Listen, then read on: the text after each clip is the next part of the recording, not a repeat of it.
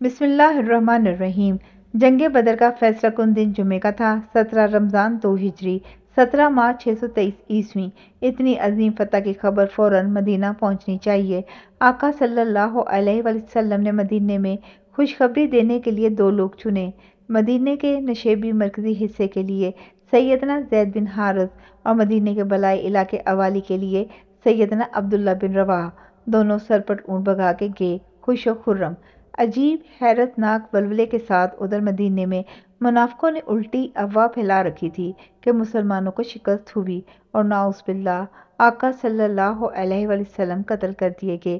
جس وقت سیدنا زید بن حارث آقا صلی اللہ علیہ وسلم کی قصبہ کو دوڑاتے مدینے داخل ہوئے تو ایک منافق لوگوں کو ان کی طرف اشارہ کر کے بولا، لگتا ہے یہ ایک بچہ ہے، دیکھو اونٹنی انہی کی ہے جو مر گئے، نعوذ باللہ۔ لوگ ادھر پہلے ہی سوگوار کھڑے تھے۔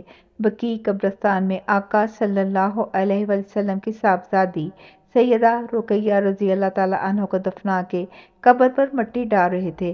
ساتھ ان کے شوہر سیدنا عثمان بن عفان رضی اللہ تعالیٰ عنہ بھی قبر کے کنارے بیٹھے رو رہے تھے۔ آقا صلی اللہ علیہ وسلم سیدنا رقیہ کی بیماری کی وجہ سے سیدنا عثمان بن عفان کو پیچھے چھوڑ گئے تھے۔ لوگ رسول اللہ صلی اللہ علیہ وسلم کی صاحبزادی کی وفات اور اس گھناؤنی افواہ سے اندر ہی اندر کٹ کے لہو لہان تھے۔ سیدنا زید بن حارث نے اس المناک دکھ بھرے ماحول میں اس شاندار فتح کی خوشخبری سنائی تو لوگوں کو پہلے تو یقین نہ آیا۔ وہ نام لے کر دشمنان رسول کے نام بتاتے کہ وہ سارے مارے گئے، تعداد بتاتے، قیدیوں کے نام لیتے۔ لوگ پہلے تو خاموش سکتے کے عالم میں سیدنا زید کو تکتے رہے، پھر جیسے جیسے یقین آتا گیا ان کی حالت بدلنے لگی۔ افواہ کا زور اتنا تھا کہ 15 سالہ اسامہ بن زید، خود سیدنا زید کا بیٹا، باپ کو علیحدگی میں لے جا کے پوچھنے لگا، ابا صحیح کہتے ہو نا؟ سیدنا زید نے اسامہ کو زور سے گلے لگا کے چوما، اچھال کے بولا، صبح کے سورج کی طرح سچ کہہ رہا ہوں، عظیم فتح ہوئی ہے ہمیں۔ اسامہ بھاگ کے اس منافق کے پاس غصے سے گیا جس نے جھوٹی خبر ادھر پھیلائی تھی، پوچھا، کیوں جھوٹ بولتے رہے؟ وہ ڈھٹائی سے بولا، ایسا ہی سنا تھا۔ کس سے؟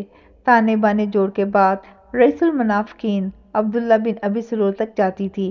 ان افواہ سازوں میں یہودی بھی تھے، خاص طور پر امیر سنار بنو قنیقہ کے جو اسی عبداللہ بن ابی سلول کے حلیف اور سرپرست تھے۔ آقا صلی اللہ علیہ وسلم خوشخبری دینے والوں کو بھیج کے خود بھی اپنے ساتھیوں اور 71 قیدیوں کو لے کر مدینہ روانہ ہوئے۔ روحا پہ مدینہ کے لوگ استقبال کرنے پہنچ چکے تھے۔ لوگوں کا جذبہ، خوشی اور جوش و خروش دیدنی تھا۔ خوشی سے لوگوں کی آنکھوں سے آنسو رواں تھے۔ اللہ کے حضور شکرانے کی صدائیں تھیں۔ اتنی عظیم فتح، فتح مبین، اسلام کی فوقیت روز روشن کی طرح منور اور مسلمانوں کے ہاتھوں قریش کی ہزیمت اور شکست۔ منافقین سہم کے۔ عبداللہ بن ابی سلول بھی استقبال کرنے والوں میں آ کھڑا ہوا۔ دکھاوے اور اپنی سلامتی کے لیے اس کے پاس اور کوئی راستہ نہ بچا تو سرِ عام اس نے بھی کلمہ پڑھ لیا، لا الہ الا اللہ محمد رسول اللہ، مگر دل میں اس کے گرہ لگی رہی، اندر سے وہ لا سے آگے نہ بڑھ سکا۔ اس دن سے حقیقت میں عرب کے نقشے پہ ایک علیحدہ قوم مسلمان اور ان کی سلطنت مدینے کے خد و خال عرب کے قبیلوں کو نظر آنے شروع ہوئے۔ جس دن آقا صلی اللہ علیہ وسلم وہ جنگ جیت کے گھر آئے، وہ دن بدھ کا تھا۔ تاریخ تھی 23 رمضان 2 ہجری بمطابق 23 مارچ 623 عیسوی۔ وہ اسلام کا پہلا رمضان تھا جس کے روزے فرض تھے۔ اس کے بعد جو عید آئی وہ پہلی عید الفطر تھی جسے منانے کا حکم آسمان سے اترا تھا۔ اس عید پہ پہلا خطبہ آقا صلی اللہ علیہ وسلم نے دیا، 2 رکعت عید کی نماز پڑھائی۔ سوچئے وہ عید کتنی خالص خوشی کا دن تھا۔ ابو لہب کا انجام۔ مکہ کی ہاری ہوئی فوج شرمندہ، حزن و ملال سے بھری، بے بس ہوئی، چوروں کی طرح چھپ چھپا کے منہ لپیٹے اپنے گھروں کی طرف جانے سے بھی گریزاں۔ پہلا شخص جو مکے والوں نے اپنے لشکر کا دیکھا وہ حسیمان بن عبداللہ خزاعی تھا۔ پیشانی، آنکھیں بجھی ہوئی، ہونٹوں پہ پپڑی جمی ہوئی۔ چپ، لوگ جمع ہو گئے۔ اللہ کے حرم کا مقام، لوگ پوچھیں بولو کیا خبر لائے؟ ایک دو نے ان کے کندھے ہلائے۔ اس نے مکھی اڑانے کے لیے ہاتھ ہلایا، پھر اسی ہاتھ کو اپنی گردن پہ چھری کی طرح پھیر کے بولا، سب بڑے سردار ہمارے مارے گئے۔ ہجوم سے ایک حیرت زدہ ہائی کی آواز نکلی، کون کون؟ ایک لمبا گہرا سانس اس نے اپنے سینے میں بھرا، پھر مرنے والوں کے نام لینے لگا۔ عتبہ بن ربی مارا گیا، شیبہ بن ربی کاٹ دیا گیا، ولید جان سے گیا، ابو جہل بھی ادھر ڈھیر ہو گیا، مر گیا۔ لوگ اس کے منہ سے وہ نام سنتے سنتے سہم گئے، جیسے کوئی انہونی سن رہے ہوں۔ حطیم میں امیہ بن خلف کا بیٹا صفوان بیٹھا بھی سن رہا تھا، بولا، یہ بندہ اپنے ہوش میں نہیں، نشے میں ہے، اس سے پوچھو صفوان بن امیہ کا کیا بنا؟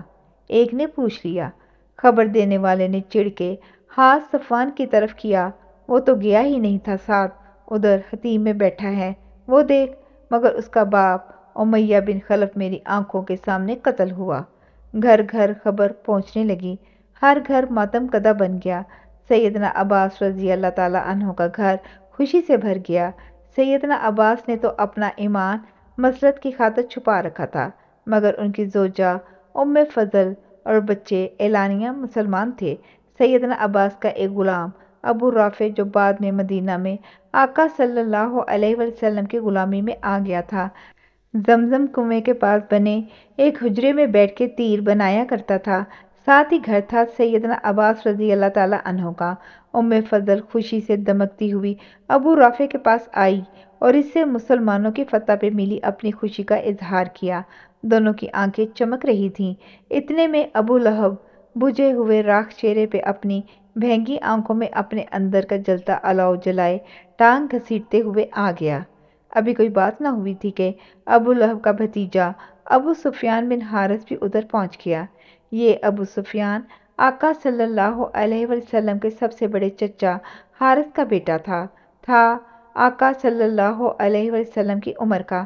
بچپن، لڑکپن اور جوانی میں اس کی آقا صلی اللہ علیہ وسلم سے دوستی تھی، مگر یہ اندر سے میلا تھا، ایمان نہ لایا تھا بھی شاید۔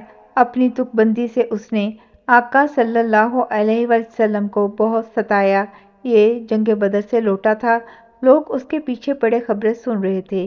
یہ ابو لہب کو ادھر داخل ہوتے دیکھ کے اسی حجرے میں آ گیا۔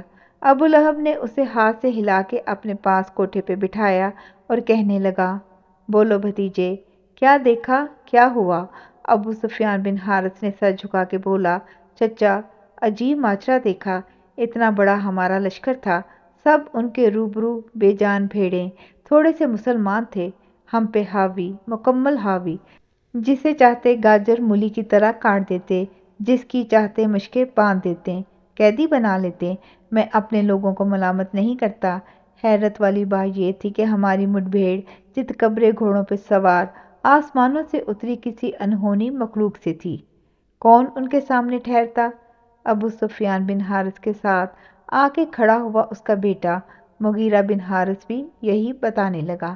پتہ نہیں کون تھے چت کبرے گھوڑے والے، تیر بناتے، چمکتی آنکھوں اور خوش دلی کے ساتھ سنتے۔ سیدنا عباس کے غلام رافع کے منہ سے بے ساختگی میں نکل گیا، وہ فرشتے تھے۔ ساتھ بیٹھا ہوا ابو لہب ابو رافع کے منہ سے فرشتوں کا نام سنتے ہی جھنجھلا کے بولا اور ایک زوردار تھپڑ رافع کے منہ پہ مارا۔ ابو رافع پتلا کمزور سا نو عمر تھا، مگر ابو لہب سے تھپڑ کھا کے چیتے کی طرح گرایا۔ ابو لہب نے اٹھا کے ابو رافع کو زمین پہ پٹک دیا، پھر اس کے سینے پہ اچھل کے جا بیٹھا اور مکوں اور گھونسوں سے ابو رافع کو مارنے لگا۔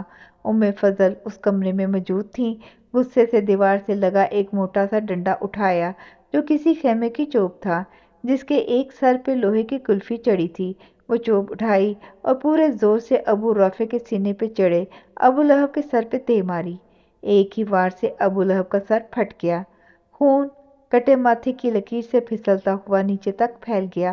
ام فضل شیر بنی چوب پکڑے کھڑی تھی، بولی، اس کا مالک گھر نہیں ہے، اس لیے تم اسے مارتے ہو؟ ابو لہب اپنے پھٹے سر کو پکڑے چکراتا ہوا نکل گیا، اسی زخم کا ناسور بن گیا۔ زخم کے اندر پتہ نہیں کون سا جراثیم آ گیا کہ وہ زخم مندمل نہ ہوا، الٹا اس کی گردن کی پچھلی طرف گلٹیاں ابھر آئیں۔ اس کی دونوں بغلوں میں بھی موٹے انگور کے دانوں جیسی پتھر سی سخت گٹھلیاں بن گئیں۔ لوگ کہتے تھے وہ عدسہ کی گلٹیاں تھیں، جنہیں آج ہم لمف نوڈ کہتے ہیں۔ بس اس دن کے بعد 7 دن لگے، ابو لہب مر گیا۔ مرے ہوئے ابو لہب کی لاش پھول گئی، بدبو چاروں طرف پھیلی۔ اس کے بیٹوں نے بھی اس کی لاش کو ہاتھ نہ لگایا۔ اور کون قریب جاتا؟ اپنے غلاموں سے ایک بانس کے ذریعے ریت اور مٹی میں الٹاتے پلٹاتے ابو لہب کے بیٹے اس کی بدبودار لاش کو آبادی سے پرے لے گئے۔ وہیں ویرانے میں ایک پہلے سے بنے کسی گھڑے میں اس کی پھٹی بدبو سے بھنبھناتی لاش کو پھینکا اور دور کھڑے ہو کے پتھر اٹھا اٹھا کے لاش پہ پھینکے اور انہی پتھروں سے وہ گھڑا بھر دیا۔ ابو لہب گویا مرنے کے بعد اپنے ہی بیٹوں کے ہاتھوں سنگسار ہوا۔ پتہ نہیں اس کی لاش کے لگنے والے پتھروں سے کتنی بار اس کے بازو ٹوٹے، کتنی بار وہ مر مر کے مرا، وہ جس کے مرنے سے پہلے آسمان سے اس کا انجام اتر آیا تھا۔ ترجمہ: ٹوٹ جائیں ابو لہب کے ہاتھ اور وہ ہلاک ہو، نہ تو اس کا کوئی اس کے کام آیا، نہ وہ جو اس نے کمایا، وہ جلد بھڑکتی ہوئی آگ میں داخل ہوگا۔ سورۃ لہب جاری ہے۔ جزاک اللہ خیر۔